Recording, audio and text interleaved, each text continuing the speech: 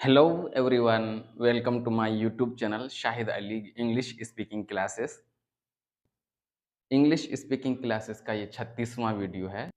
इससे पहले वीडियो में हम was और were able to पर डिटेल में बात कर चुके हैं। अगर आपने उसे नहीं देखा है तो लिंक डिस्क्रिप्शन में दिया हुआ है, आप उसे ज़रूर देख लें।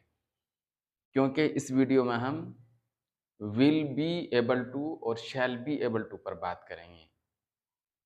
विल बी एबल टू और शैल बी एबल टू का मीनिंग क्या है और इसका यूज़ किस तरह होता है उसे हम अच्छी तरह समझेंगे। इसलिए इस वीडियो को आप आखिर तक देखिएगा और इसे अच्छी तरह समझने की कोशिश करिएगा।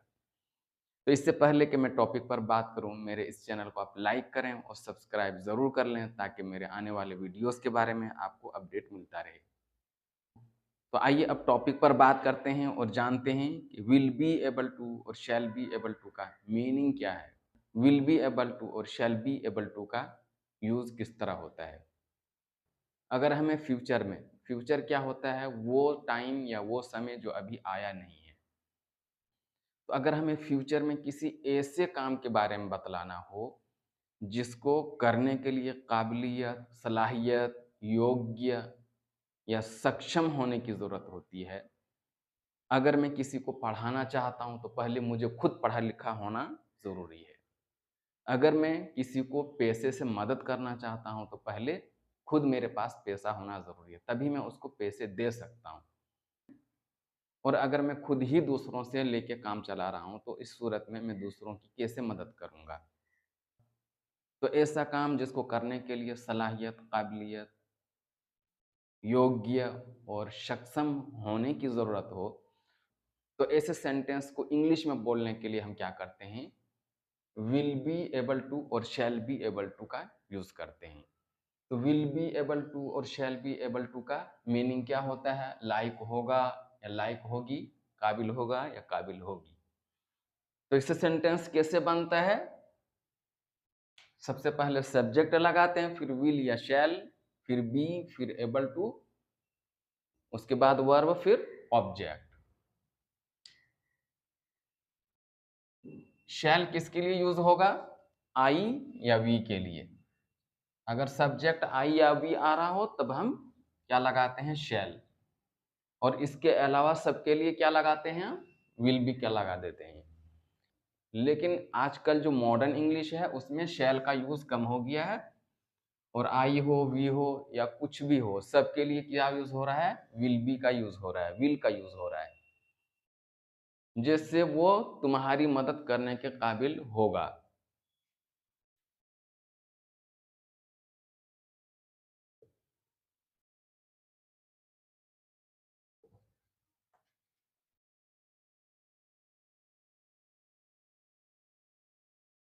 ही will be able to help you, वो तुम्हारी मदद करने के काबिल होगा।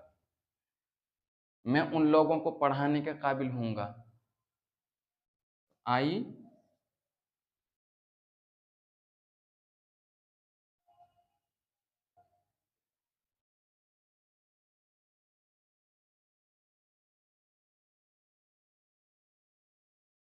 आई shall be able to teach them, मैं उन लोगों को पढ़ाने के काबिल होऊंगा।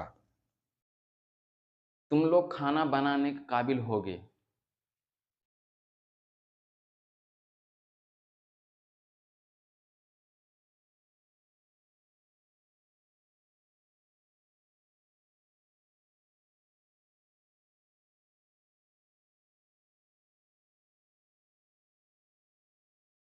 You will be able to cook food, तुम खाना बनाने के काबिल होगे। वे लोग यहाँ काम करने के काबिल होंगे।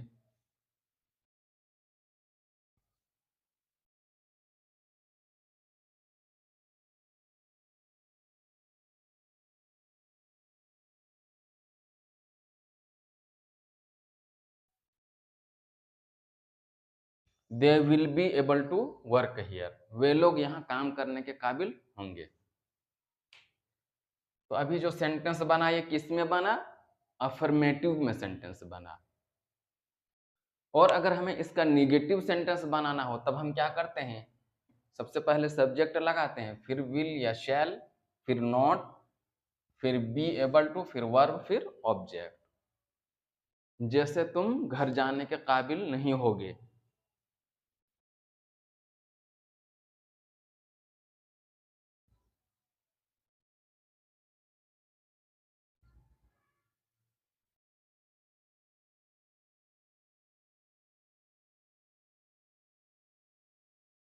You will not be able to go to house. तुम घर जाने के काबिल नहीं होगे। वे लोग मुझसे मिलने के काबिल नहीं होंगे।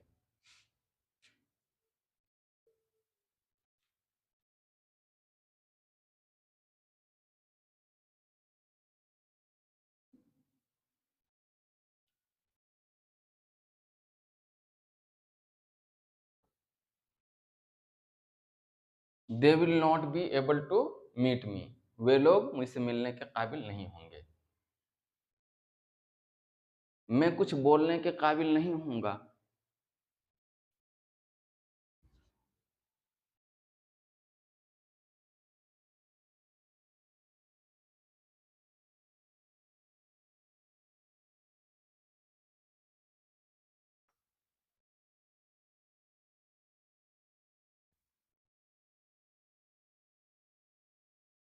आई shall not be able to speak anything. मैं कुछ बोलने के काबिल नहीं हूँगा। वो कुछ खरीदने के काबिल नहीं होगी।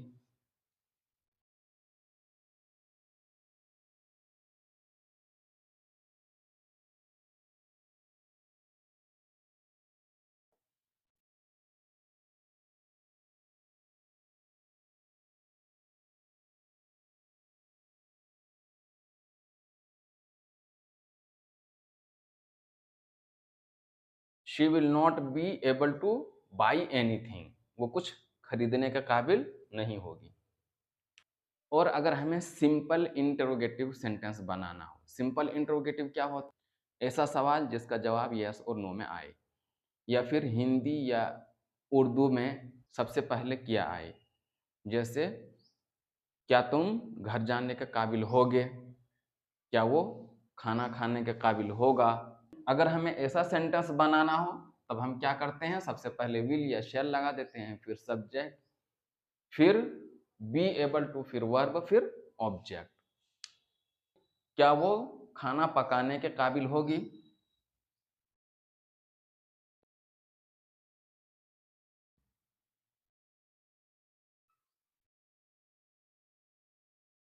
Will she be able to cook food? क्या वो खाना पकाने के काबिल होगी? क्या तुम इंग्लिश बोलने के काबिल होगे?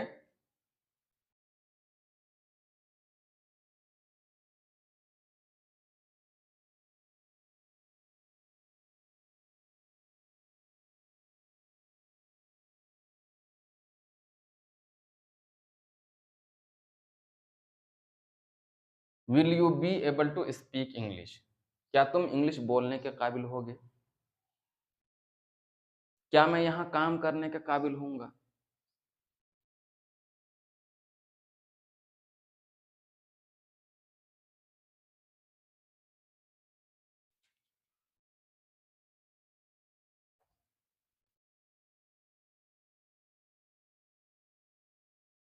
शैल I be able to work here? क्या मैं यहाँ काम करने के काबिल होऊंगा? क्या वे लोग मुझे गाली देने के काबिल होंगे?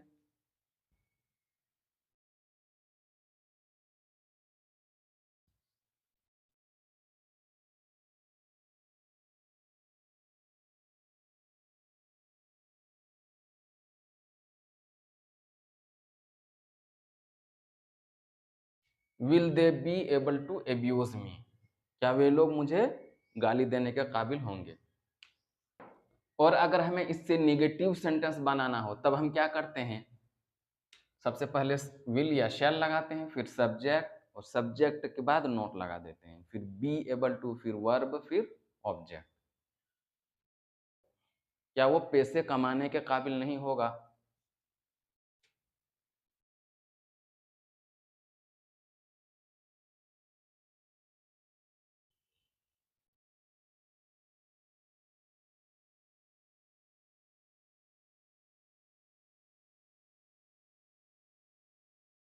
Will he not be able to earn money, क्या वो पैसे कमाने का काबिल नहीं होगा? क्या मैं तुम्हारी मदद करने के काबिल नहीं हूँगा?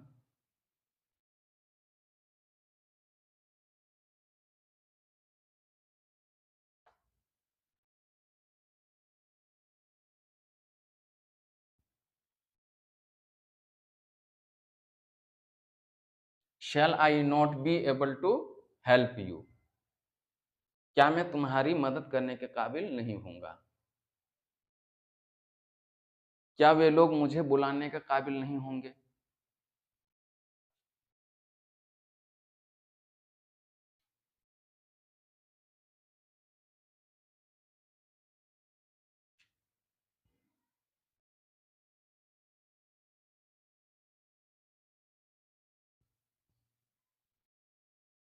Will they not be able to call me, क्या वे लोग मुझे बुलाने के काबिल नहीं होंगे? क्या तुम कुछ खाने के काबिल नहीं होगे?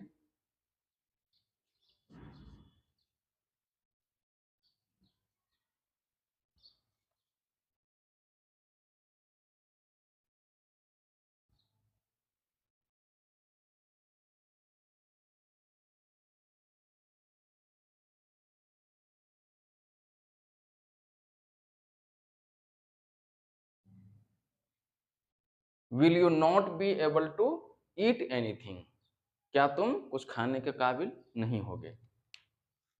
और अगर हमें कॉम्प्लेक्स इंटरोगेटिव का सेंटेंस बनाना हो, कॉम्प्लेक्स इंटरोगेटिव क्या होता है? ऐसा सवाल जिसका जवाब यस और नो में ना आए।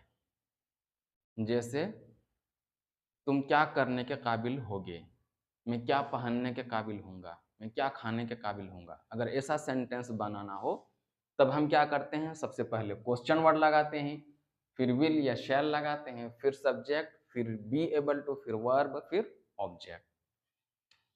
जैसे वो कहाँ रहने के काबिल होगा?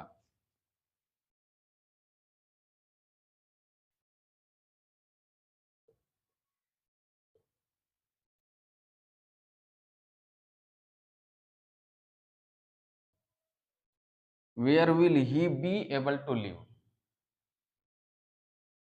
कौन यहाँ आने के काबिल होगा?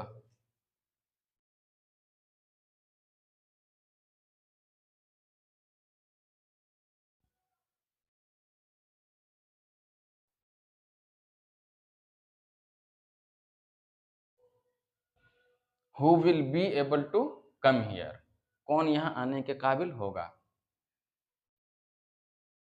मैं किसको पढ़ाने के काबिल हूँगा?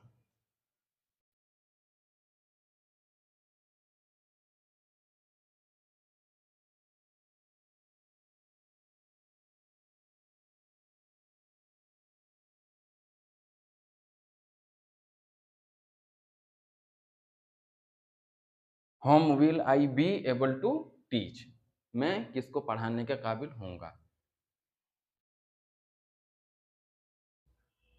तुम कौन सी गाड़ी चलाने के काबिल होगे?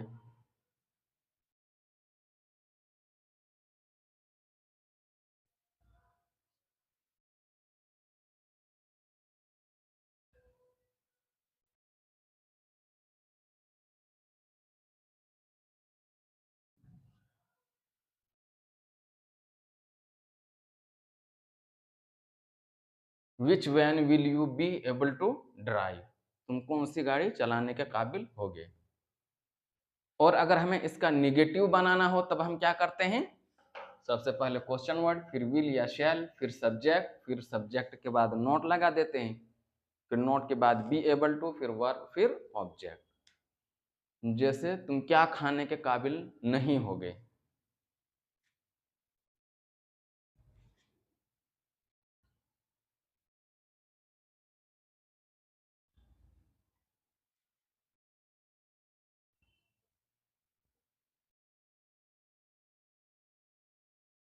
What will you not be able to eat, तुम क्या खाने के काबिल नहीं होगे?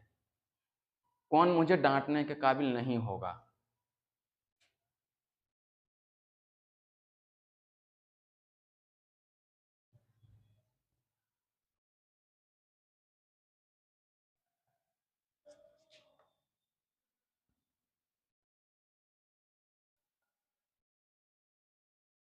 Who will not be able to scold me, कौन मुझे डांटने के काबिल नहीं होगा।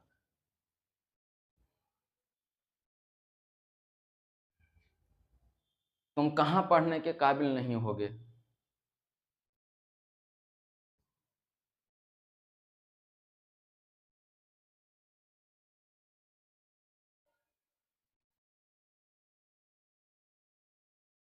Where will you not be able to study, तुम कहां पढ़ने के काबिल नहीं होगे। मैं किससे लड़ने के काबिल नहीं होऊंगा।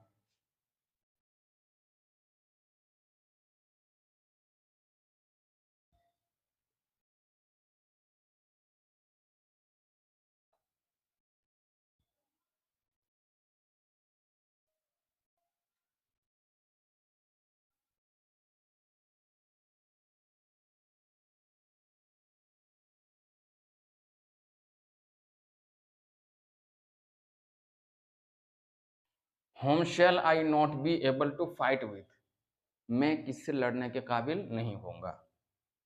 आई होप कि आपको विल बी एबल टू और शैल बी एबल टू का मीनिंग समझ में आ गया होगा और इससे सेंटेंस कैसे बनता है वो भी आप जान गए होंगे।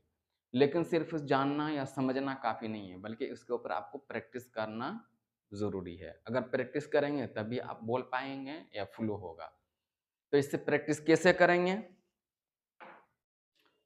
तो इसमें क्या करेंगे, सबसे पहले सब्जेक्टिव प्रोनाउन लिखेंगे, फिर विल बी एबल टू, फिर एबल टू के बाद कोई वर्ब हम लगा देंगे, फिर इस सबसे पढ़ेंगे। जैसे he will be able to see, वो देखने के काबिल होगा। She will be able to see, वो देखने के काबिल होगी। They will be able to see, वे लोग देखने के काबिल होंगे। You will be able to see, तुम देखने के काबिल होगे। I will be able to see, मैं देखने के काबिल होऊंगा। We will be able to see, हम लोग देखने के काबिल होंगे। और अगर इससे नेगेटिव का बनाना हो तब क्या करते हैं, विल के बाद नॉट लगा देते हैं, फिर बी एबल टू, उसके बाद कोई वर्ब लगा देते हैं। जैसे he will not be able to see, वो देखने के काबिल नहीं होगा। She will not be able to see, वो देखने के काबिल नहीं होगी। They will not be able to see, वे लोग देखने के काबिल नहीं होंगे। You will not be able to see, तुम देखने के काबिल नहीं होगे। I will not be able to see, मैं देखने के काबिल नहीं होऊंगा। We will not be able to see, हम लोग देखने के काबिल नहीं होंगे। अब इसके बाद इंटरोगेटिव से भी करेंगे, और इंटरोगेटिव से करने के लिए क्या करेंगे, यहां सबसे पहले इन सबसे पहले विल लगा देंगे। Will he be able to see, क्या वो देखने के काबिल होगा। Will she be able to see, क्या वो देखने के काबिल होगी। Will they be able to see, क्या वे लोग देखने के काबिल होंगे। Will you be able to see, क्या तुम देखने के काबिल होगे। Will I be able to see, क्या मैं देखने के काबिल होऊंगा। Will we be able to see, क्या हम लोग देखने के काबिल होंगे। और इसके बाद अब निगेटिव का भी करेंगे। निगेटिव के लिए क्या करेंगे, ये सब्जेक्टिव प्रोनाउन के बाद नॉट लगा देंगे और कुछ नहीं करना है। तो will he not be able to see, क्या वो देखने के काबिल नहीं होगा। Will she not be able to see, क्या वो देखने के काबिल नहीं होगी। Will they not be able to see, क्या वे लोग देखने के काबिल नहीं होंगे। Will you not be able to see, क्या तुम देखने के काबिल नहीं होगे। Will I not be able to see, क्या मैं देखने के काबिल नहीं होऊंगा। Will we not be able to see, क्या हम लोग देखने के काबिल नहीं होंगे। तो इस तरह आप एटलीस्ट 10 वर्ब यहाँ चेंज कर करके आप 10 वर्ब से आप जरूर करिएगा। इतना करने से क्या होगा, एक तो आपकी प्रैक्टिस हो जाएगी और ये सब चीजें आपके जबान पर चढ़ जाए। तो इससे क्या होगा, आपका फ्लो, स्पीड और स्पीकिंग पावर बढ़ेगी। प्रैक्टिस करेंगे तभी ये सब हो पाएगा, सिर्फ समझने से कुछ नहीं होगा। और अगर इसके बावजूद भी आपको सेंटेंस बनाने में कोई दिक्कत हो या प्रॉब्लम हो तो आप मुझे कमेंट करके बता सकते हैं। और मेरे पढ़ाने का स्टाइल या अंदाज़ कैसा है उसे आप कमेंट करके ज़रूर बताइएगा। और इस वीडियो को आप लाइक, शेयर और कमेंट ज़रूर करिएगा, ताकि मुझे भी आपका ओपिनियन के बारे में पता चले। अब इसके बाद हम नेक्स्ट वीडियोज़ में मिलते हैं।